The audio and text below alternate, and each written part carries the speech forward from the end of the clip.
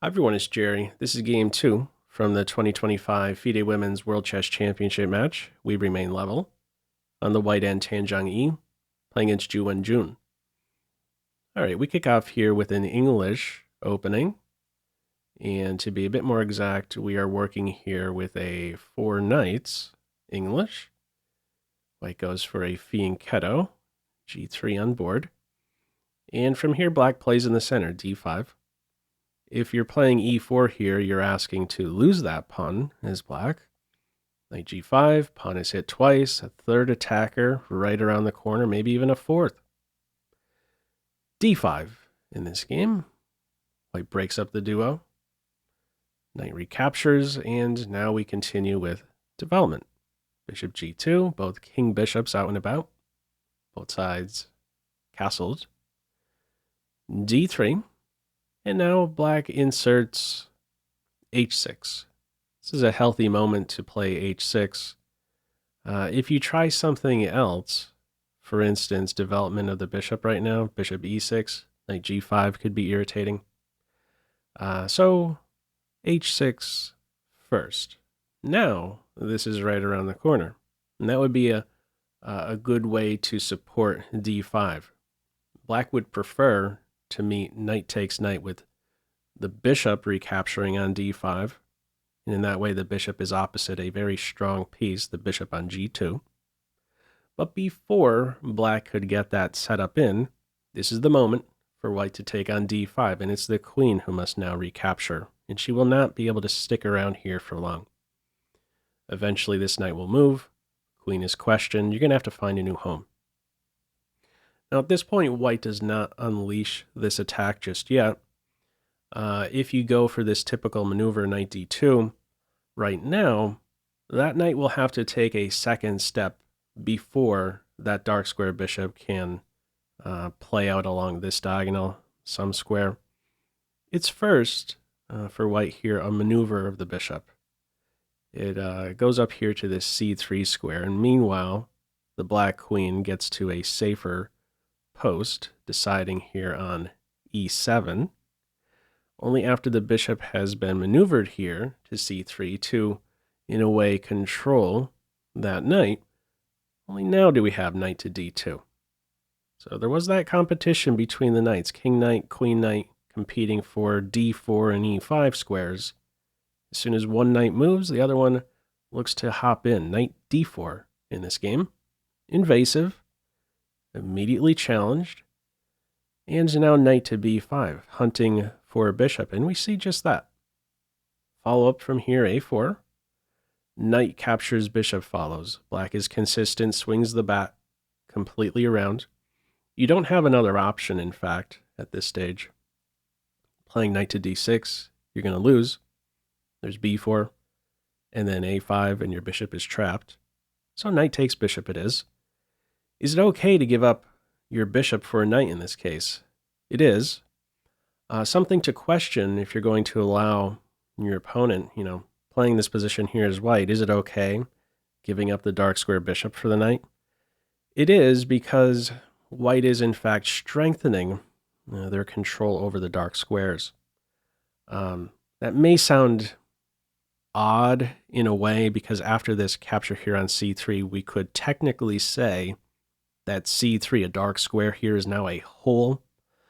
But what's a more relevant, purposeful square here is d4, and white here has strengthened their control over that d4 square, and will be able to advance in the center. This will be a strong point for white shortly, a pawn on a dark square here, d4. Follow up, c6, trying to tame that strong light square bishop. In comes a5, sort of minority attack here for white, looking at a6 to disrupt the queenside structure. Black takes this into account, this a6 move, provides some defense over c6. If a6, there's b6 here. Follow up, queen b3, targeting an unprotected pawn, rook b8. Now comes knight e4. White will be getting that dark square bishop back shortly. Now, something I questioned here. This wasn't the only path for black. I'd like to point out that in this position right here, rather than bishop to d7, what black could have also considered, and maybe was considering, is queen to c7 to watch over c6. And an additional point behind this defense of c6 with the queen is that this bishop has a square to fall back on. So anticipating this knight e4 move, there's a response bishop e7, and black still would play with the bishop pair. Not the approach in this game, however. After a5, it's bishop d7, queen b3, rook b8, ends now knight to e4. Bishop d6, knight for bishop exchange, remains about equal here. Follow up d4, b6, chop chop, and rook a7. Bishop e6, queen a4, and from here, how do we defend c6? In the game, rook f8, rook f to c8 is played.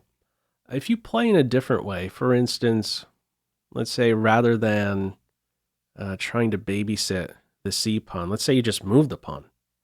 c5 here, challenge d4. There's a move here for white that could be disruptive.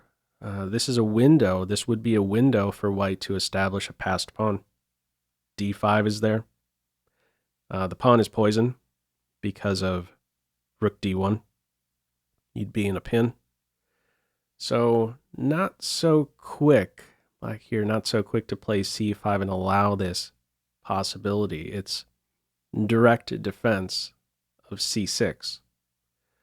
From here, activating that last piece, rook b1, bishop d5, and from here we have the capture on e5. If you play in a different way, for instance, meeting bishop d5 with e4, black is fine, okay, undoing that last move, because in the end, black could claim, what is your bishop doing? It's just staring at a pawn, no longer has any influence over the queenside squares. c6 in particular would no longer see. So the response here to bishop d5, we get the capture on e5, queen recaptures, and queen to d4. So this position clearly liquidating here. We get a queen exchange, light square bishop exchange. Who's better? Computer says equal.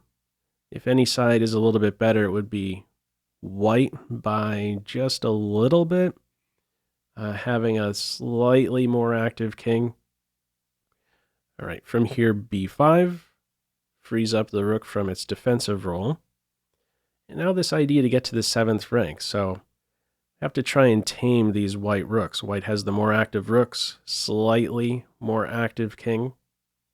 So we get a pair of rooks off shortly. There we go. Capture on a7. And in comes c5. We're at move 31. Just a little update here regarding the clock times. White has about 40 minutes here, and black 15 minutes. So a bit of a lead there on the clock. And we saw that actually in game 1. There was about a half-hour difference in the end game phase for Tan Zhongyi. How do we respond here to c5? Well, first, the king improves. This is going to play a role here. The white king more active. The plan here for black, what would be ideal, is to exchange all of these queenside pawns, but it's not so easy to accomplish that. Get the capture on d4. C takes d4. And from here, the king starts to improve. This isn't the only path for black. It says you could also play with rook b8 and look forward to advancing at least a hair. The rook may have to go a bit passive and the king improves like this. That is an approach. But what's also an approach is the one taken in this game, king f8. And this idea to activate the rook here with c3 check. Rook c3 check on board, king e4. and rook c2. So going on the offensive. You take the b pawn, I take your f pawn, I have another one in the crosshairs. Very active post. This is a way to play it. Fine approach.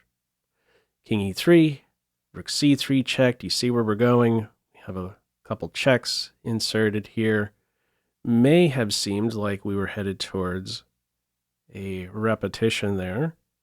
Let's see, rook f3, king e2. We're at about 5 minutes remaining now for Ju Wenjun. This is move 38 she's considering here.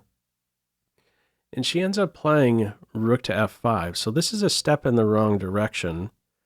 An approach here is to go with rook to b3.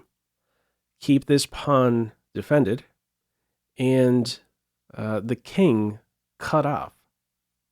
Now, if this move was played, how might the game have continued from this position? I want to give you a feel for how there might be progress for each side. Really, in this position, there isn't a way to improve any of the pieces. It doesn't get much better than the rook on b7. Both rooks, in fact, are doing a good job exactly where they are, influencing the kings, preventing them from advancing. What do you do here? Let's say we make some pawn moves in general. It would be a good idea for black to have these pawns staggered, positioned on a diagonal. That way, they're not falling one by one, some kind of Pac-Man rook variation where they're scooped up one after the other. So let's say g6 is in there and d6. This is how you could play it as black. King to e8, maybe there's a check, the king steps up. Maybe this pawn falls, something like that. But then the king is over here on e6 and safeguards those kingside pawns in the end. That was an approach, in short, to have the black rook at this stage positioned on b3. But in this sort of time pressure situation, these remaining moves here to meet time control, move 40, and get that bonus time, rook f5 was played. And I believe an idea here that was missed by black was a quick king e3 to e5. Now, I think what may have run through black's mind here was, well, white might play here f4. And if that was the case, this rook would now have time to play to d5. And then on the very next move before king e4 could be played, there would be f5. Now, interesting position we would have here. It seems semi-passive, the rook on d5, but it would be, in this case, a stable and active rook. If you could get in f5, there's no disrupting king e4, nor is there some king f4 to bother the rook. This would be a holdable position for black. But what may have been missed here is the king advance straight away. So now, if you were to try here rook d5, there's king e4, immediately questioning the rook. You wouldn't have time to play f5. So rook f5, not a losing move, but maybe the start of a disaster here for Team Black. King e3 is the response. In comes h5. Only now do we have f4. King e8 turns out to be a big blunder. Now, this is still holdable for black instead of king to e8. Top in the computer's eyes is b4. Now, I want to put on a few moves here. The idea with b4 is to just pitch that pawn and then look to quickly activate that rook. You're just a moment away as black here. You would just be a moment away from rook a2, targeting h2, and a moment away at some stage at least. Not right away, but at some stage you're in a spot to maybe get behind that pawn. You could also look to improve your king. This is considered a holdable position for black, even though you're down the pawn. Now, something I want you to kind of take a mental snapshot of in this variation here. Notice the d pawn, it's on d4, and the king, it's on e3. We go back to how this plays out in the game. Some time is lost here by black by not playing b4 straight away. You approach king e8 in this game. Now watch what happens. The king advances with tempo. The rook goes to f6 here. If you maintain this rook position with, let's say, g6, there's d5 to cut off the rook's defense of the pawn. It'll be won shortly. It's rook f6 here. Now the b pawn falls with tempo. There's now a target here in h5. That pawn is defended. And now this pawn advances to d5. At this stage, only now does black get the rook activated on the a file. But notice how things are different here. The pawn in this case is on d5, not d4. The king is on e4, not e3. White has improved a couple pieces in this scenario. Because of that king to e8 move, a couple of valuable tempi have been gifted to white.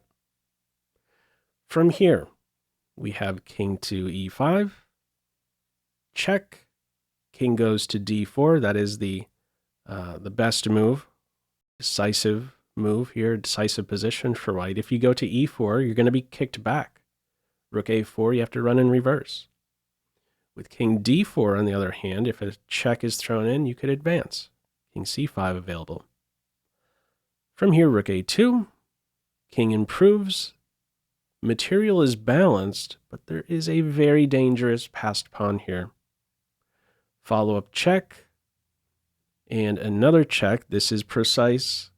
You may think at this point, let me just get to the 7th rank. That's the dream rank, but you could get there with check. So first the 8th rank check, 7th rank established with check, and the king goes to c8. Now, black, I believe, has in mind with king to c8 this idea to have the rook defend on the long side of this pawn. What am I talking about exactly? Let's see. Follow up here, rook g7. In comes g5, and now a strong response, f5. I believe this is what black was maybe hoping for at this point in this difficult position. Black was hoping for the following. This capture on g5. If this capture was played, this would be a drawn position now. So something like this, we would be liquidating. And with this king over here on c8, the king will be on the short side of this passed d pawn. It will watch from the short side, the queen side. Meanwhile, the rook will be around to give checks on the long side here. This would be a drawing approach here for black, to have the king on the short side, rook on the long side, trying to handle this passed pawn. Now, if I'm to just play it out a few more moves to give you a feel, here's an approach. Let's say king c6, you could insert this check. And after the king comes back over, you get into this position where you could challenge that king one way or another. This is considered a drawing method here. So I believe black had this in mind, dating all the way back to this moment here when the king went to c8 right here, was hoping to liquidate all of these pawns. But easier said than done. We don't have, there's not a way to force the liquidation of all the pawns. g5 in this game met with f5, very strong move. White has in mind this idea to track this pawn, to simply win the f pawn and even work with another passed pawn, an f pawn.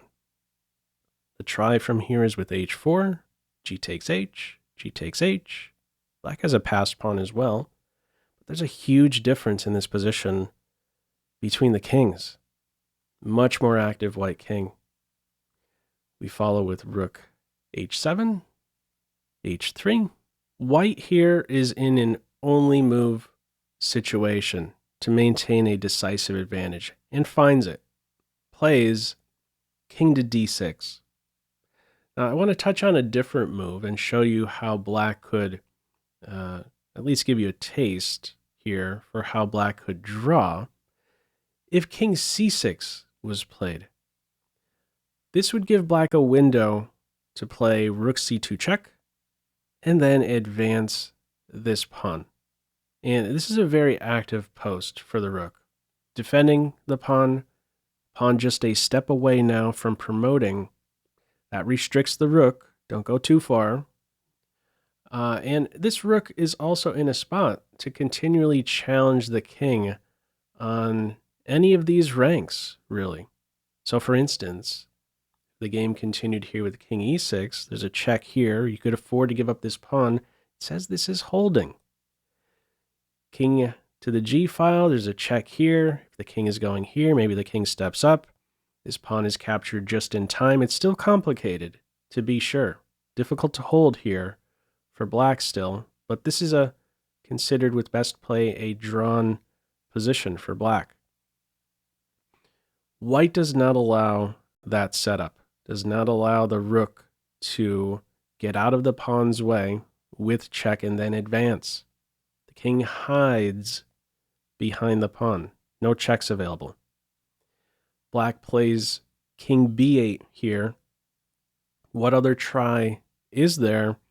Let's say black abandons this pawn and instead goes after this pawn. Let's see why that wouldn't work out.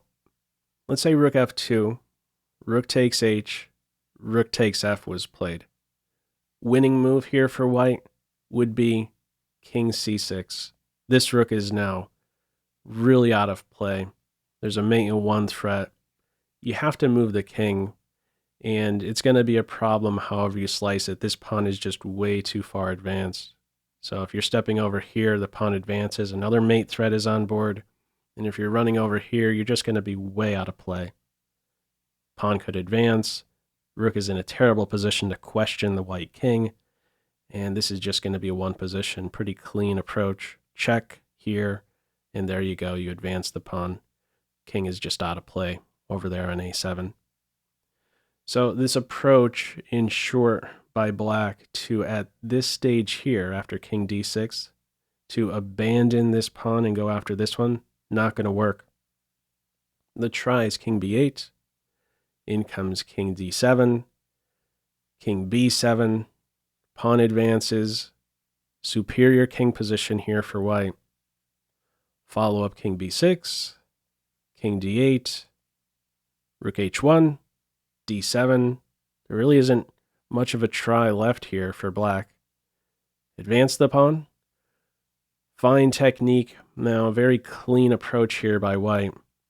There's rook h3 on board to b3 with check, and now rook b2. No rook moves with check. Follow up now, king cut off, should note. Follow up now, rook e2, and this paves the way for the king to go to the e file next and next promote. No checks with rook to e1 if the rook is established here. Perfect spot, this white rook position here on e2. So just a few more moves, king b7, king e7, and at this point, black resigns. What is the try here if the game was to continue? Let's say rook d1, you collect the pawn. King steps over, you question the king, and then promote. If there's a check inserted, you could collect another pawn and be winning. There really isn't a good try remaining here for black, so after king to e7, a good moment to go ahead and resign. So a difficult loss for the defending women's world chess champion, even though it wasn't the losing move going from rook f3 to f5, rather than rook b3, move 38. It was the start of bad things to happen there for Team Black. 1.5 half. Be interesting to see how Ju Wenjun responds from here. Anyhow, what are your thoughts on this one? Feel free, as usual, to leave any feedback to this video in the comment section below. I hope you enjoyed it. and maybe took a thing or two away. That's all for now. Take care.